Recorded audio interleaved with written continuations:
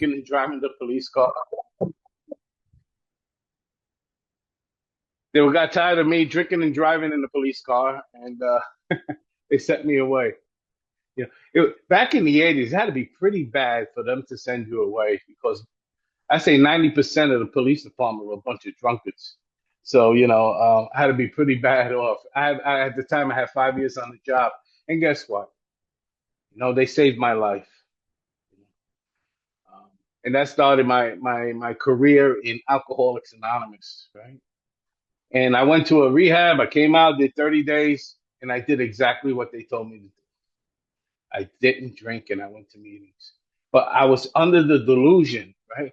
This delusion, you see, God discloses more things to me. It tells me on page 164. We live life forward, but we understand it backwards. Hindsight's 2020. I get to look back today and say that God had graced me. You see, if you're sitting here, guys, if you're sitting here 1 day, 5 days, 10 days, or if you've never been to the Big Book Alcoholics Anonymous, you never had a spiritual experience. If you're that guy with 10, like Mikey, 20 years in AA, just miserable. You know what? You hear, don't leave 5 minutes before the miracle happens. That miracle happened, but I'm just not awake to it. See, I am graced by this unmerited grace. God gives me this grace, but I'm just not awake to it. And how do I wake up to that grace? Through the 12 steps of Alcoholics Anonymous. Actually, through the first 9 steps, I wake up to that grace. I wake up to that grace that God is doing for me what I cannot do for myself. If I did the book, if I did the first 103 pages of this book, I wake up to that grace. But I didn't do it then. The fellowship, again, like I said, the fellowship, I need both the fellowship and the program. You see, I'm sitting in one part of a 3-part program expecting the results from the other 2 parts. And it just doesn't happen without action. I can't get this by osmosis. You see, the program, I heard many times in the rooms that the program was going to get me if I don't get the program. It just never happened. And at 5 years in, I'm sober. I accumulate things, right? And the thing is, and this is my experience, guys, the fellowship had blocked me off to the steps, meaning because I was doing good, right? And because I was feeling good that I am good, right? That's the delusion. I'm under the delusion I'm doing the program of Alcoholics Anonymous because I'm accumulating things. I accumulate a wife. I accumulate a house. I accumulate a baby. I accumulate 2 brand new cars, right? And you look at my life on paper, you're like, oh, Tony's a real sober member of Alcoholics Anonymous, man. He's really got it going on. But I was living a double life in Alcoholics Anonymous. You know what that is? It talks about that on page 75 of our big book. You see, there's a certain reputation I want you to think about me. So I'll show up to a meeting and talk your talk, right? I see my man Chris B at another meeting, and he said some real slick stuff. And then I'm going to repeat what Chris B said in another meeting, right? Because I'm a parrot in AA. I'm sitting down next to a newcomer. He raises his hand. He says he has 1 day back. I'm gonna quietly get up from that seat and go get a cup of coffee and sit in another seat because I'm afraid that man's gonna ask me to sponsor him. Because I know deep down inside that I don't deserve this reputation that you guys have given me. This is what I'm running with in AA, untreated. And I had no clue I was suffering from untreated alcoholism. Like Mike said, people probably mentioned it, but my ears weren't open to it. You see, the ego wants to live. The ego doesn't want to get better. The ego wants to breathe. It wants to run my life. It wants to destroy me. It wants me to be miserable. So anything that's going to come in that's going to squash it, it smashes. Consent prior to investigation. Oh, I don't need those 12 steps. In the meetings of Alcoholics Anonymous, you know what they told me? Take what you want and leave the rest. Oh, I took I took the fellowship. I took the camaraderie. I took the love that you guys gave me. I took the coffee, the cookies, the hanging out afterwards, in the diners. I took all of that. The dances. But those 12 steps, those 12 traditions, those 12 concepts want nothing to do with it. That big book, just too big for me. I ain't even messing with it. You see, I'm running on total self, right? So what separates me from this grace? Me, me. And Bill's story, it talks about each day. Okay, Mike had read that. Faith has to work 24 hours a day in and through us, or we perish. Why does faith have to work 24 hours a day in and through me? I know that now. I didn't know that then because my ego's working 24 hours a day. Not only that, I go through this big book. I study this big book. I'm a student of this big book for 18 years. I know everything in this big book. Still not good enough. Why? Because who went through the big book with me? My ego. My ego knows the ins and outs now. My ego gets, very, very insidious and it comes at me in different ways. You see, this book here, gives me ways how to stay connected to the power. And it's by subtraction, not by addition. Subtracting the things that are going to block me off. On page 72 of our big book, this big book, I love this big book. It's a book of mirrors, like my man Babe. I don't know if Babe is on here. Babe always says it's a book of mirrors, and I truly believe it. And also, I like to say it's a book of spiritual codes. And once I have an experience with the book, it sets off a code, right? And it's pretty cool. It says here, on page 72, we have been trying to get a new attitude, a new relationship with our Creator, and to discover the obstacles in my path. So newly, I'm going to my fifth step, right? Newly, as a new guy, this big book hits me differently than today. I still looking for the obstacles that are in my path, right? But it's like Mikey said, it's the steps 10, 11, and 12, right? I have to, I have spiritual narcolepsy. I fall asleep. You know, getting back, I went on a tangent there. Going back to what I'm talking. So my first 5 years in AA, I was lying, cheating, and stealing. I'm cheating on my wife. Progress, not perfection, right? Progress, not perfection. Uh, I was stealing hours from work. Progress, not perfection. They told me if I didn't, you know what they told me? If you didn't drink today, you're a winner. I didn't feel like a winner.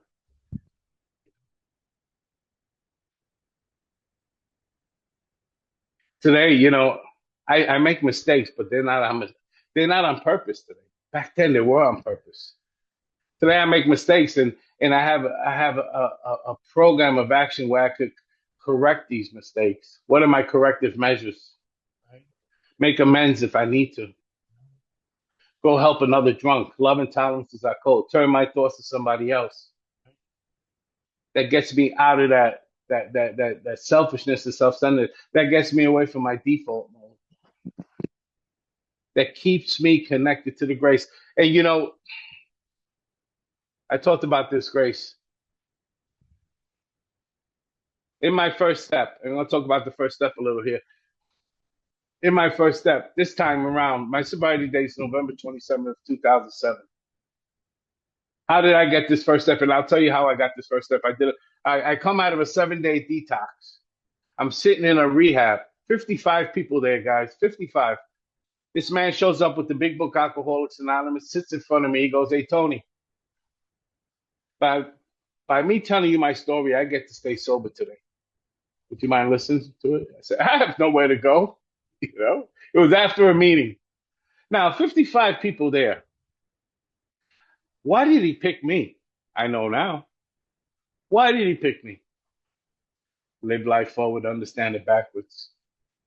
You see, my first step is his 12 steps. I always thought these steps were linear, right? Up and down, in a row. Actually, it's full circle. It's a circle of life. Because as he's doing his 12 step, as he's qualifying me as a drunk, I'm getting to learn about my first step. It's amazing how that works. Helping others is the foundation stone of our recovery. Foundation stone. So if I'm sitting in Alcoholics Anonymous, just doing the first 11 steps, I just have a Tony Robbins 11-step program, right? It's just a self-help program. And I see guys, alcoholics are great starters, man. They're great beginners. My sponsor used to say they're great sprinters, but they don't stick around for the marathon. And I've seen that throughout my years. Shit, that was my experience. So he sits down with me and he goes to the doctor's opinion, right? XXVIII. And he reads this to me. And if I could get there, I'll read it to you. Hold up. Oh, I have the skinny big book. They don't have the same. Okay. We believe and so suggested a few years ago that the action of alcohol on these chronic alcoholics is a manifestation of analogy, that the phenomenon of craving is limited to a class and never occurs in the average temperate drinker. When he reads that to me, it's the first time I realized I have an abnormal reaction to booze. That I have this thing called analogy. When I put alcohol into my body, I can't tell you the amount I'm going to take. Maybe 1 out of 100 I could pull it off. Maybe 1 out of 100 I could have two and go home. But was I happy? Was I forcing myself? I don't know. But and that's the thing I chase. I chase that one time out of 100. It's like playing Russian roulette. I don't know who's gonna pop up. I don't know if the allergy is gonna pop up or not. Most likely it will, because history has told me that it pops up a whole lot more than it did. These allergic types can never safely use alcohol in any form at all. Once having formed the habit and found they cannot break it, once having lost their self-confidence, their reliance upon things human, their problems pile up on them and become astonishingly difficult to solve. He asked me, let me ask you something. When they call last call at the bar, are you the guy who goes and orders 3 drinks? I said, that was me. The allergy, right? You see, I go into a panic. If I know my alcohol is going to finish, I go into a panic. That's the allergy.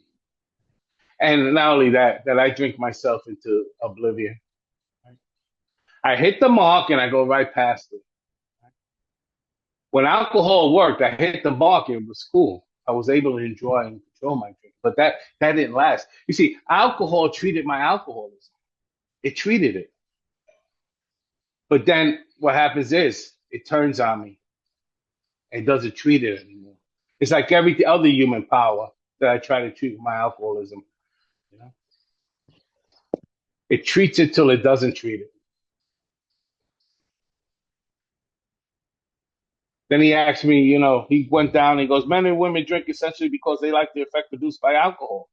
The sensation is so elusive that while it is injurious, they cannot, after a time, differentiate the truth from the false. To them, the alcoholic life seems to be only the normal one. They are restless, irritable, and discontented, unless can again experience the sense of ease and comfort which comes by taking a few drinks which they see others taking with impunity.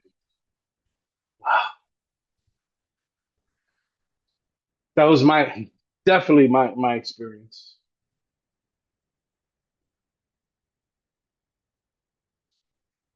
After they succumb to the desire again, as so many do, the phenomenon of craving it develops, and they go to a well-known stages of a spree, molding remorseful with a firm resolution not to drink again. This is repeated over and over. Unless this person can experience entire psychic change, there is very little hope for his recovery. This book also says, in the doctor's opinion, most chronic alcoholics are what? Doomed. Why? You see, if I don't treat my alcoholism with God, the steps, and helping others, alcoholism will treat itself. You see, I can't trick alcoholism. I can't say, "Oh, I'm going to drink tomorrow, but I won't drink today." That doesn't work for a drunk like me. You see, if I ignore alcoholism, it's going to come back into my life, and I'm going to pick up a drink. The beast needs to be fed, and I'm going to feed it, whether I like it or not. That's why I say, I used to say my best thinking got me into the rooms of AA. No, it didn't. That was a total lie. God got me into the rooms of AA. I was separated from. I love how Mikey started his share. I was separated from booze in 1983, and that's the same thing. I've never stopped drinking in 19 years. I'm just graced by God, and I stay in that grace. That's the whole purpose of these 12 steps to stay in that grace.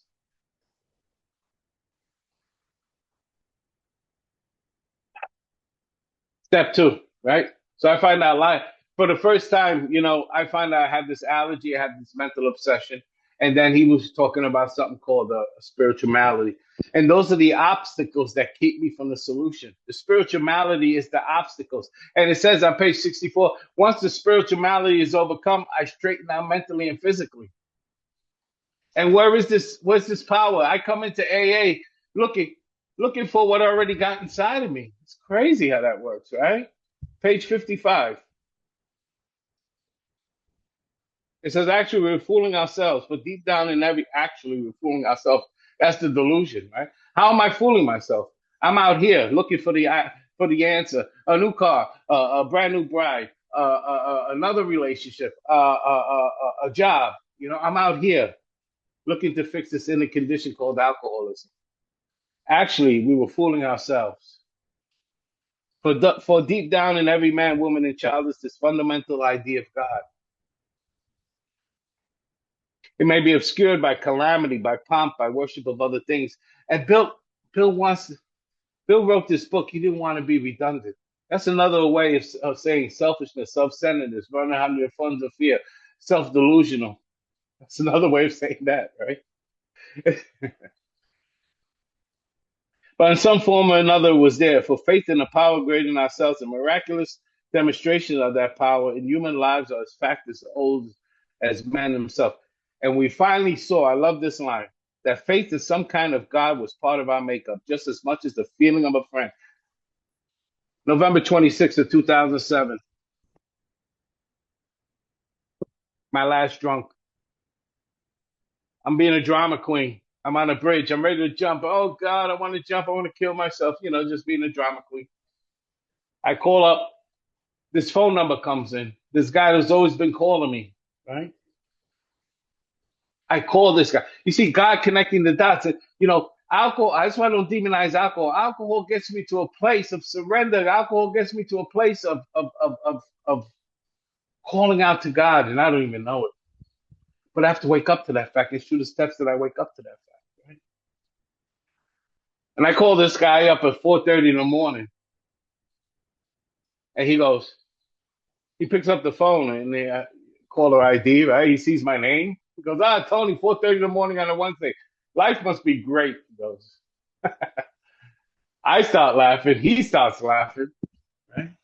You know what the man didn't say? The man didn't say, hey, Tony, you've been drinking. I can't talk to you while you're drinking. He didn't say that. He was a recovered alcoholic. He didn't say, Tony, you might get me drunk before I get you sober.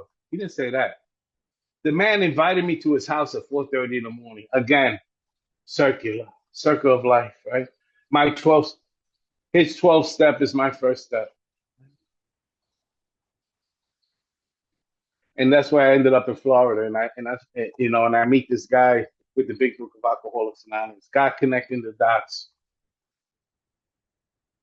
Pretty cool second step. So I come back to New York and I tell Steve, that's my sponsor. So Steve, would you take me to the big book Alcoholics Anonymous? He goes, oh my God, what did they do to you down there? He was like, what, they give you shock treatment or something? I said, I'm very interested in doing this work. I had to be. It was the last house on the block. So we get to the second step proposition, and we are Gnostics, right? I think it's on page 53. Could be wrong. No, let's see it. It says, when we became alcoholics, crushed by a self-imposed crisis, we could not postpone or evade. What's this self-imposed crisis? My ego, right? We had to fearlessly face the proposition that God is everything or he is nothing. God either is or he isn't. What is your choice to be? And I said, hey, Steve, that's a bit much. And he goes, what do you mean? I say, everything. God is everything. And he closed the book. And by this time, and again, three sides of the triangle. I joined the group. They gave me the key. And oh my God, what responsibility? What just by giving me the key. You see, I'm that gone prospector in the book that they talk about. I'm picking away, and then my pick strikes gold. And it all started with the group, being part of a group. And I love that Mikey mentioned that. I started making coffee, started the cookie guy, right? He goes, when you go back to that group, I want you to help somebody. Guys, the next day, God sends me a guy off the street, homeless guy. He needs a drive to the soup kitchen. I give him a ride. He shows up the next day. I give him a ride. Go the third day three. You got two guys. I'm taking them. I got two guys, and I'm taking them to the soup kitchen. About 2 weeks in, I had my white light experience. I'm sitting having my own lunch, and I get this unbelievable feeling of gratitude deep down inside. You guys call it a God shot. First time I ever had it. And I called my sponsor up. I go, Steve, I'm crying here like a little girl. What's going on? And it says it's tears of joy. I'm just so happy. He goes, you tapped into the power. Like it says on page 567, 568 in this big book. I tapped into the inner resource. And it was only by spiritual actions that I was going to get there. The man knew that me reading this book by itself wasn't going to do garbage for me. I needed to do the action. And because I did a little bit of action, the ego gets cracked open just a little bit, and I get to experience this power called God. And that at the turning point, they talk about the turning point. That was the turning point for me. That's the day I realized that God was doing for me what I cannot do for myself. But there's another part to that. God doesn't do for me what I can't do for myself. On page 14 of our big book, it says, simple but not easy. A price has to be paid. It meant destruction of self-centeredness.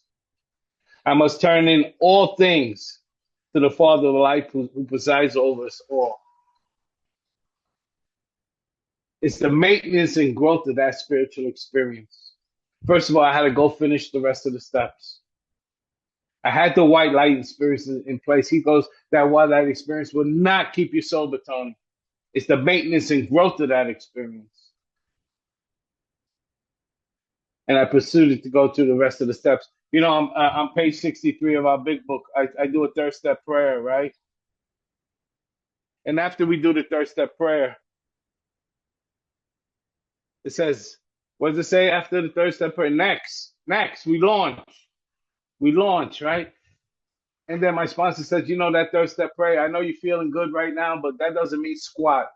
He says, though our decision was a vital and crucial step, it could have little permanent effect unless at once followed by a strenuous effort to face and get rid of the things in ourselves which have been blocking us. I was still blocked off. I still have the untreated mind, but I'm graced. The thing is that I'm graced, and God doesn't take that grace away. I do, by not going on to the next step.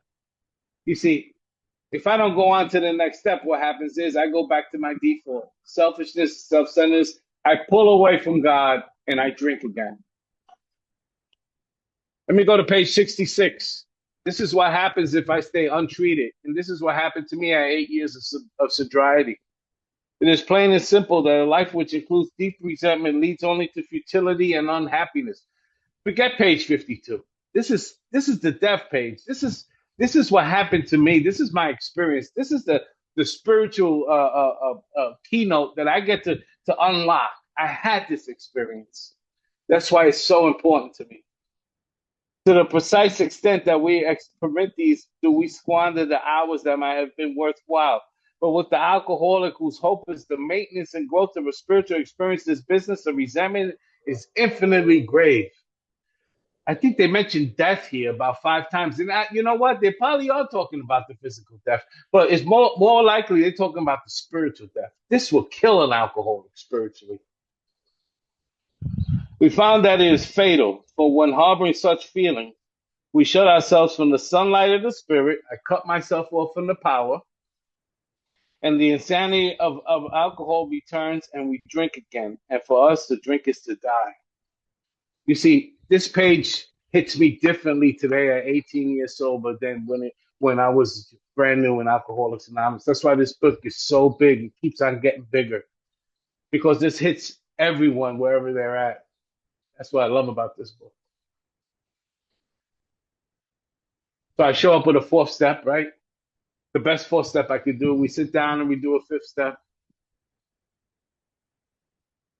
This man's asking me questions. He's asking me, putting out of my mind what others have done. Where you been selfish, Tony? Where you been dishonest? Where have you been self-seeking? Where have you been afraid? Yeah, but they did it. No, no, no, no. He goes, one, this is not therapy, he told me. This is, we're going to identify the things that are blocking the path to this power. And the other thing is, we're going to be looking to forgive and act for forgiveness. Either one of those two. And in that fourth step, I get to see my truth. The first three steps are all bullshit. Right? The first three steps are all I'm writing this down with an untreated mind. It's in that fourth step where God, my sponsor, and myself, where I get to see where I was wrong, where I get to experience something called humility, where I get to see where other people experience alcoholism through me without picking up a freaking drink. See, I'm so delusional. I don't see that. And it was only through this fifth step that I get to see that. And I experienced something called humility for the first time.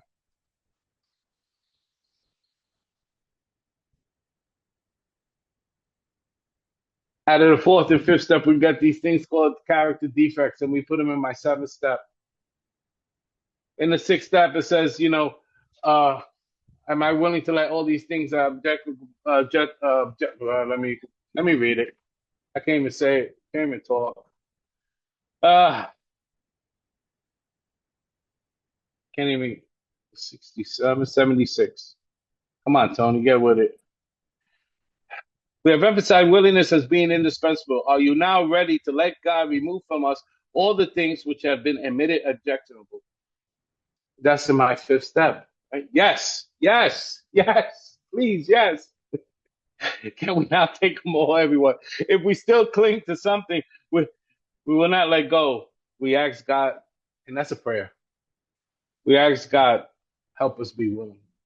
And then when ready, we say something like this: my creator, I'm not willing that you should have all of me, good and bad. I pray that you remove from me every single defect of character which stand in the way of my usefulness to you and my fellows. And that's why I put my defects in. And then we say another prayer for every defect. I said, God, please give me a strength, inspiration, and direction to do the opposite. Because God doesn't sprinkle me as white as snow, right? Render me as white as snow. You see, it's in my 12th step or in my ninth step, right? My ninth step is where I do my corrective measures for 6 and 7, right? In my ninth step, if I make all my amends, like my sponsor said, then you did a perfect 6 and 7. Those are your corrective measures for all the things you've done in your fifth step. And then in step 12, we get to practice the opposite, right? I get to practice tolerance when I'm intolerant, right? I get to practice love when I'm unloving, right? And God gives me opportunities throughout my day. And in the 11th step, I ask God, right? You see, let me go back to 6 and 7. So 6, 7, 8, and 9. Step 5 pushes me right into my ninth step of minutes. By the way, I did 5, 6, 7, and 8 all in one day. Think about that. I had an 8-step list out the door. I have some remarkable 9-step amends that 9 out of 10 times the unexpected happens. And this book ain't lying. The unexpected happened, but I ain't got time for that. So I go to the first 9 steps. I have this spiritual experience. And I can tell you with confidence, I've had a spiritual experience. I had a psychic change. I was thinking differently. Like Mikey said, how does he end up in a prison how do I end up in rehabs, detoxes, Salvation Armies, carrying the message of hope from this big book of Alcoholics Anonymous? That's my job. I got one job. My sponsor said, Tony, don't forget about all the jobs that you think you could get. You got one job, Tony. It's on page 102 of this book. I got about 6 or 7 more minutes, I think. Maya, give me a heads up. How many minutes I got? 5. Thanks, Maya. Uh,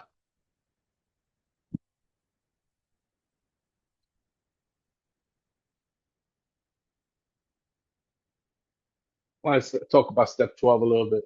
Practical experience shows that nothing was so much assure immunity from drinking as intensive work. Intensive, not just giving a big guy a new call. Hey, call me whenever you want. Yeah, yeah, here's my number. Here's a couple of pamphlets. See you later. That's not intensive work. Intensive work is what that man did with me when he was sitting down in the rehab.